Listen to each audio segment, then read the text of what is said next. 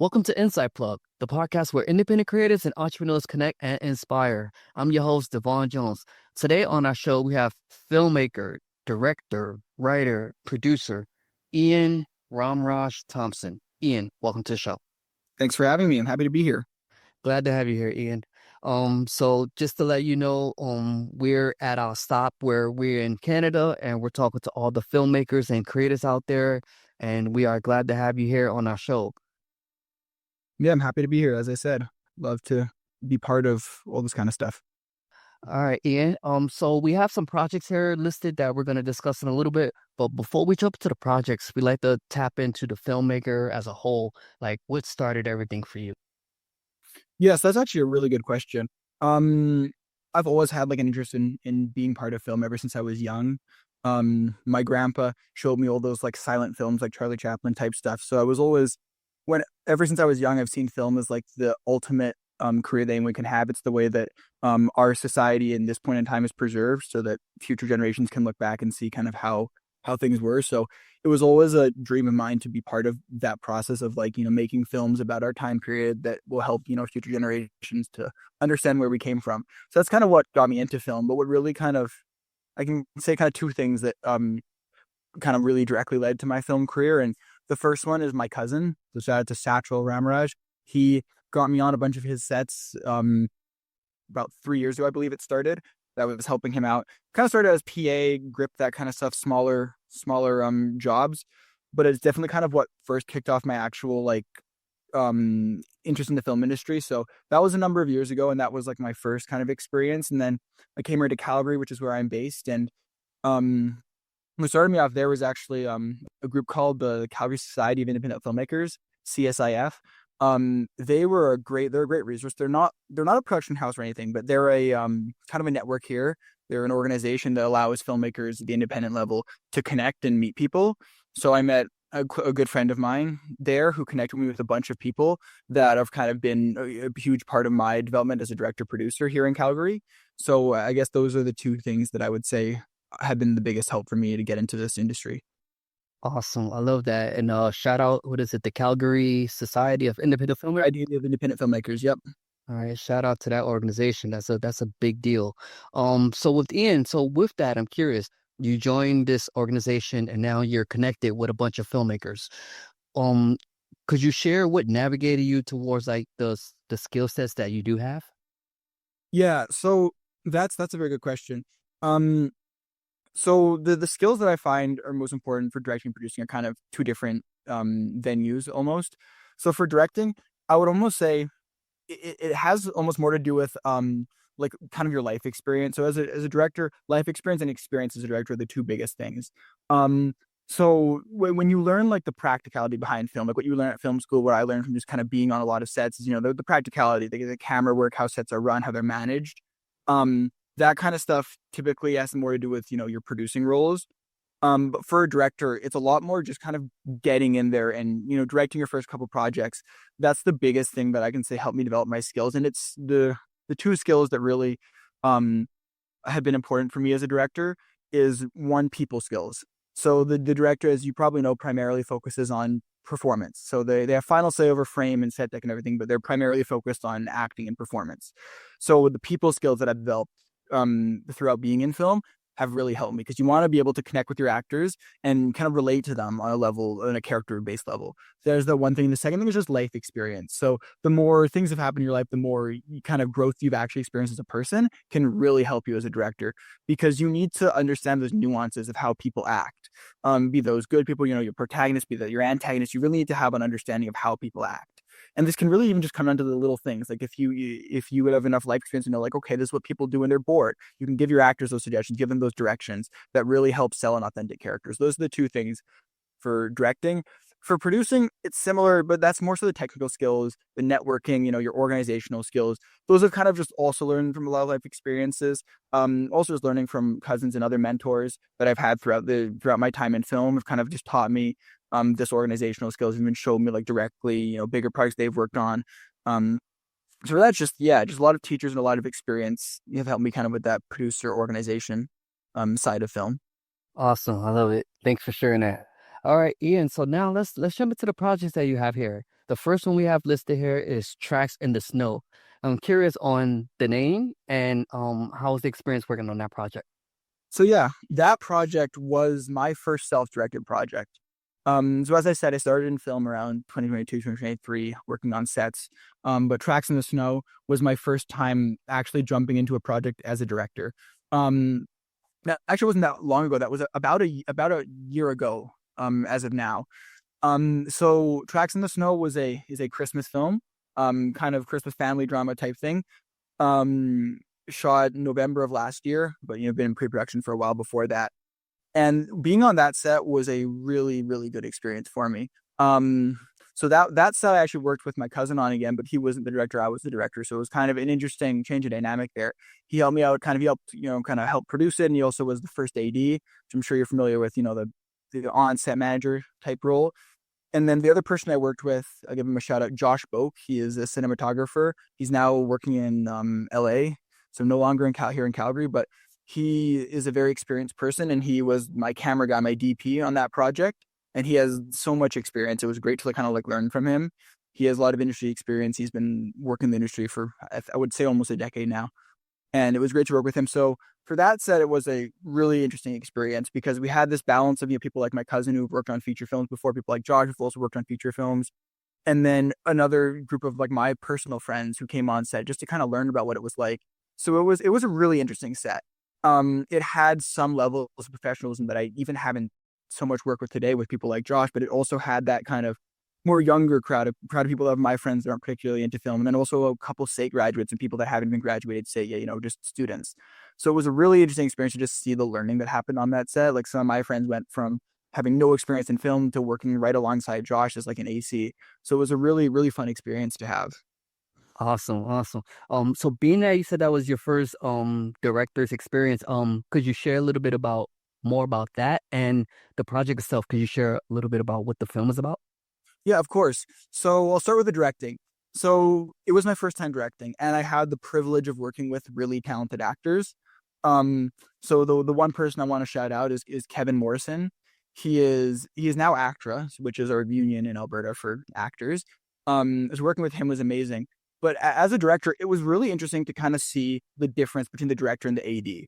Because as you go into film, even if you have a lot of experience, being on set before, it's still jarring to be in that position as a director and have to decide what is your job to manage and what is your job to let your AD manage. Because as my cousin working on that one, being a family member, there was of course a little bit of rivalry behind the scenes there sometimes, a little bit of conflict of interest, but it was really interesting for me to kind of watch him work and just to figure out where exactly I fit in. Because as a director, you kind of have to accept that some parts of the process you aren't going to be able to directly manage. You kind of got to let your set tech people do their thing. You have to let your camera guy do his thing to some extent. And that was kind of one of the biggest takeaways I have is what can you control as a director and when to keep your mouth shut. When you let people do their job and when you step in and say, okay, for my vision, I would like you to change this. So that was probably one of the biggest things I learned. The other thing was just working with actors. Because it's one thing to work with people that aren't actors. So I had done films with just friends at a very small level, and those friends weren't actors. So it's one thing to work with them. It's another thing to work with people like Kevin, who are very experienced actors, because they already know the basics of that. And they already know how to, and sometimes more than the basics, know how to give an emotional performance. And so it's a very different experience to work with just honing a performance and honing a character rather than trying to, teach someone how to act as a director. So it was really an interesting experience to be able to to work with an actor creatively rather than teaching them, working with them. So that was some of the biggest things I learned on Tracks in the Snow. The secondly about the project. So Tracks in the Snow was an interesting project for me. I decided to write it in about August was when I kind of came up with the idea because I had always loved Christmas movies. I love the holiday of Christmas. I have a lot of fond memories of family and just everything in regards to that. So I always wanted to try to capture that feeling with a movie, with a short film. So that's where the idea came from. And, writing the script, I wrote the script and then my cousin kind of helped me out with some editing and we made the story and we were really confident with it when we shot the film. It's, without giving out too much information, NDAs and everything, it's a family driven story about families that kind of separate, breaking, parents that divorce, that kind of stuff. It tackles those kind of family situations. And the interesting thing is that my family is not like that. My parents are still together even today. and I don't have like any real life experience to draw from that, but I have friends, I have people in my life that have been through that, so it's kind of just drawing from their experiences, which is why I say it's interesting because normally I like to write based on things that have happened to me. I like to write kind of semi true stories, write things based on my life, and so this was kind of a divergence from that in writing, a story that I don't relate to as much. But so that's kind of like the story base of tracks. The other thing that's really interesting is a lot of my films nowadays are very story driven. They're driven by story and character. But Tracks in the Snow also had a very strong kind of mood and feel to it, right? Like lighting, camera, set, like all became very important because it was trying to capture that feeling of the nostalgic Christmases that you remember to have as kids. Like that's the kind of feeling I was trying to capture, and that was almost just as strong as the character and story. And then looking back on the story, I actually still really like it. We're close to finishing the post production for Tracks in the Snow, so I saw the final cut 2 days ago, and rewatching that really made me remember how strong of a story and how much I really like that film. So it's interesting because as I went through my film career in last spring, last summer, I look back at Tracks and so it's like, oh, that's a bit more of a weaker project for me. But coming back to it now in October, it really reminded me how much I love that story and how excited I am for it to release. That's awesome. I love it. And congratulations on getting to the final cut. That's a journey within itself. All right, Ian. So now let's talk about this next project we have here. It's titled April. Yeah. So that film was my second film. Um, it was an interesting experience because it was a chance for me to gain independence as a filmmaker because I had relied on Josh and Satchel a lot in pre-production for Tracks in the Snow. I still feel like I did a lot of the work, but it was like a lot more of like a trusting the process, trusting my teammates, and I really wanted to take on to dive into producing a bit more after Tracks in the Snow. So I met up with a friend of mine who was also the co-director for April. Her name's Abby. Um, and I decided, we wanted to make our own product. I wanted to take on more of that production myself. And kind of just be a little bit more independent with that, work on my own production skills. That film is as you probably could have seen, is a romantic kind of coming of age story, similar to Tracks in the Snow, but it dives more into that coming of age story rather than the family drama element. So it was more focused on that element of storytelling. And the production of April was another really great experience for me. It was like a lot more of the responsibility for producing was on me because I didn't have Josh and Sajid to lean on now. Josh was still our camera guy, but he did a little bit less in terms of production on April than for Tracks in the Snow, and I was the only producer for that project. So definitely a lot of work. It was just kind of eye opening to see just how much you have to do as a solo producer on a project. But moving forward, I've always at least tried to find someone to work with, even if not officially a producer, just someone to kind of have to bounce ideas off of, help with organization, that kind of stuff. And then April's another short film. I met a lot of really important people for my future career on that set. A lot of people, lighting team, even actors. A lot of people I still work with today. I met on that project, and that was kind of Tracks in the Snow was my first project. April was where I really grew as a director, and I really grew my own creative style. So you'll see that in Tracks in the Snow when it comes out. You'll really see my style of storytelling, writing, and directing in April. Even my kind of staple. I know a lot of directors have their staple, like Sam Raimi has his car that you see in all of his films. Some directors make cameos, like Hitchcock will always make a cameo in their movies. But my thing that I developed from April was actually in the title. Little kind of Easter egg I make is in all my films since April have a character that's named after a month of the year. So far I've done April, I've had August, I've had June, and now I have May. So just naming a character after a month. There's just a little thing I throw into all my films, just a little like signature for me. So that's what I would say about April. Awesome. Thanks for sharing that fun fact. All right, listeners. All right, Ian, so I know it's kind of early in your career. You have a few projects, but I'm just curious. Could you share with some of the obstacles that you had to overcome so far? Yeah. Um, there's a lot. There's a lot I could talk about. I think the biggest obstacle, and this is the biggest, learning thing I had recently in my career, um, is there. So when you start off in film, your first projects, you will sometimes start off really strong. My first project at Josh, he's got cinema grade red cameras. I started off with a huge crew. Um, and you kind of got that like the new kid, the new person on the block energy to you. Like everyone wants to work with you. Everyone's like noticing you, like, oh, I've never heard of this person before, or I've heard of them as a P. I'd never seen them direct before. And you got that kind of the fresh tool in the shed energy to you. And that for me lasted up until this summer with about my first kind of 3-4 projects. I got the energy of like I'm the new guy on the street. I'm the guy that everyone wants to work with. For Ambition, we had sometimes 50 people on set just because of how much weight as a new creator my name carried. And then The same for a project I tried to do in the summer. We got a lot of people on set, a lot of people working throughout the process of just because they heard about me and wanted to work with me. And the biggest obstacle that I think I ran into, and I'm honestly still we're grappling with, is when that wears off, when the new person energy wears off for you as a filmmaker. And I've seen that happen to a lot of people that I admire. Like my cousin, for example, he saw that quite recently. My buddy Steven also ran into that. And you see a lot of people have to grapple with the fact that at some point you will no longer be that new director, that big hotshot director everyone wants to work with. And you have to kind of really develop your team, really develop your skills, because you can't always just bounce off of that new filmmaker energy. And so that's the biggest obstacle I see a lot of people have to go over, a lot of new directors and producers specifically. Because everyone, when they start off in film, usually wants to be a director. Almost everyone I know has some idea in their head, some film in their mind that they want to do. And usually your first film will go quite well. I see a lot of people that have worked on crew for me are starting to make their first films now, and they're getting a lot of support, and I love that for them. But if you really want to be a director, be a producer, be one of those high up creatives, you are going to have to eventually overcome that obstacle of you are no longer the new one person. There's another new filmmaker out there, another new person that everyone's flocking towards. You have to really show people why you are different than every single other new director that's coming out here, and why you have something to bring to the table. And even going even deeper than that, you sometimes have to find your people, find your crew that will believe in you, even after the first year, even after the first 2 years of your career, and will still believe in you, still see you as a competent individual, as a talented director. And that's the biggest thing you have to overcome, because it's a different industry when you don't have everyone coming to you, and you have to actually like really dig in and really work on those connections, really work on those people skills, really, really work on your directing abilities. So I would say that's the biggest obstacle I've had to come over, is that transition from being the new filmmaker in town to just another director that's trying to make it. Awesome. Thanks for sharing that. And speaking of, finding a crew, for the listeners out there, where can everyone find you? You have an IMDb page, YouTube, social media? Yeah. So for me, the YouTube channel is pretty small. It's going to start to grow once we start releasing films. But the best way to reach out to me, so you can find a lot of my work on IMDb. But the best way is Instagram, I find. At least in Calgary and Vancouver to some extent, I find Instagram's the best place in Canada, at least to meet and connect with creators. I've gotten on sets, I've gotten people for my team through Instagram, through meeting people that way. So if people are looking to connect to me specifically, Instagram is probably the best bet.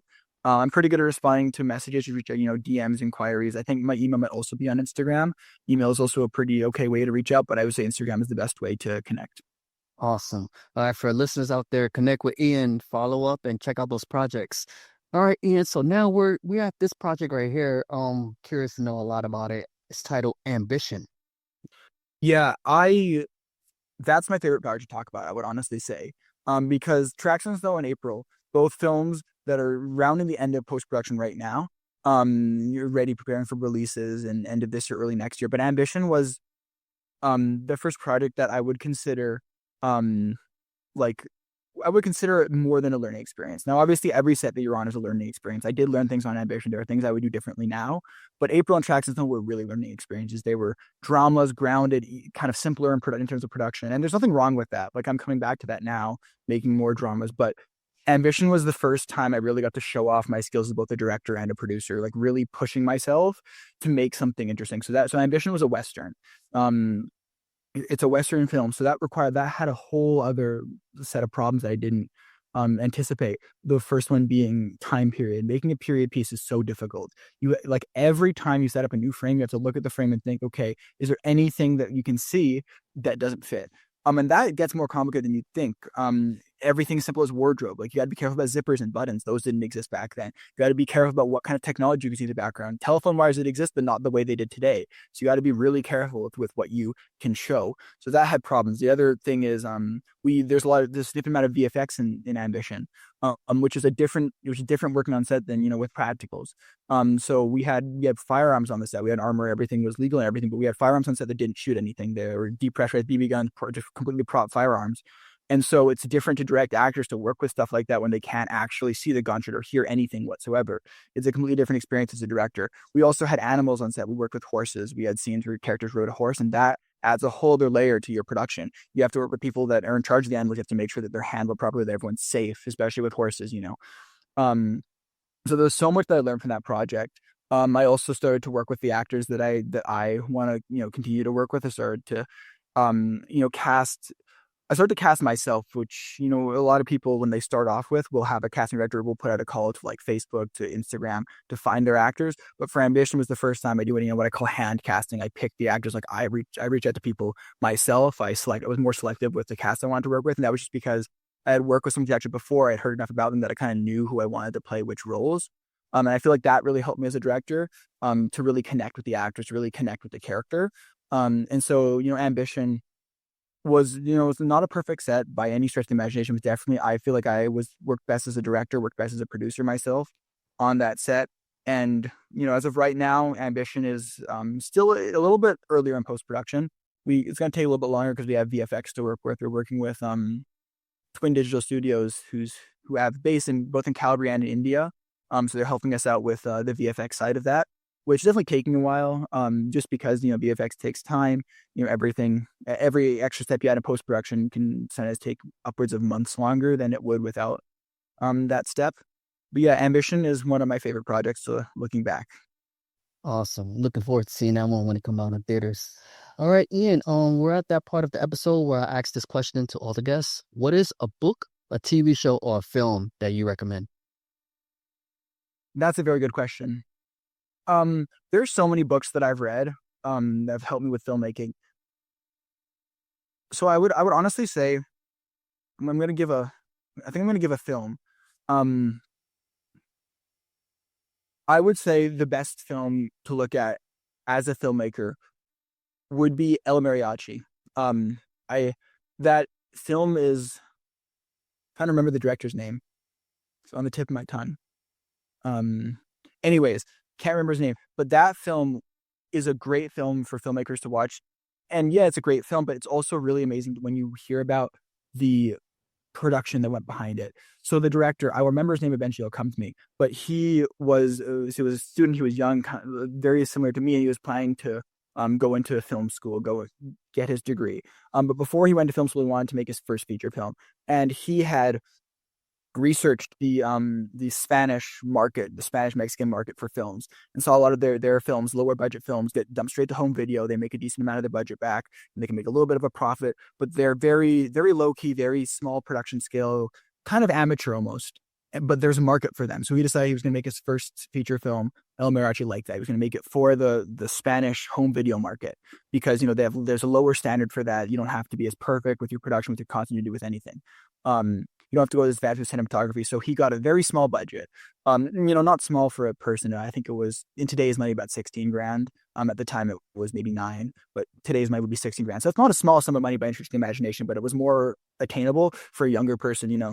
Ask some friends, reach out to a couple grants, put together your small budget and shoot off of that. And you could even shoot something for a smaller amount of money today. But anyways, that was his budget. And he just planned to make this his first for a home video dump it on the Spanish home video and forget about it. Maybe make back his budget, maybe make a little bit of money, but just to give him experience on set before he goes to film school. So he didn't even go into that thinking, I'm the director, I know everything I'm doing. He went into that thinking, I'm going to learn from this set. I'm going to make mistakes. I'm going to make failures, but I'm going to learn. And, he went into that, he got a couple friends, very small team, and they all went through all the trials, all the failures, all the mistakes. And when the film was done, he decided, I'm going to go out there and I'm going to pitch it to Hollywood. And they picked it up and it became a huge success. And his entire career jumped off from there. But the important thing to notice is he didn't go into that thinking this is going to be my big break. He didn't think about this is going to be his big film, his masterpiece. He didn't think it was going to go to Hollywood. He thought it was never going to see a theater. But it just shows you that when it doesn't always you don't always have to treat your film so serious. You don't always have to not all your films have to be shot on a perfect cinema grade RE camera. Not all your films have to have 100-person crew behind them. Right? It really shows what you can do with your first project, and just by trying it out, just by trying to make something, it can really go farther than you'd expect. So that's what I would recommend: to watch the film, but also to look into what happened behind the scenes. Awesome. Thanks for sharing that. All right, everyone, that's been our episode today of Inside Plug. Ian, once again, thank you again for stopping by and sharing your journey with us. And thank you for having me. Yeah. Awesome. All right, everyone, remember where to check us out. We're on YouTube, Spotify, all those podcast platforms. We're here every Tuesday, 9 a.m. Pacific Standard Time. Remember, stay inspired and keep creating. Inside Plug, signing out.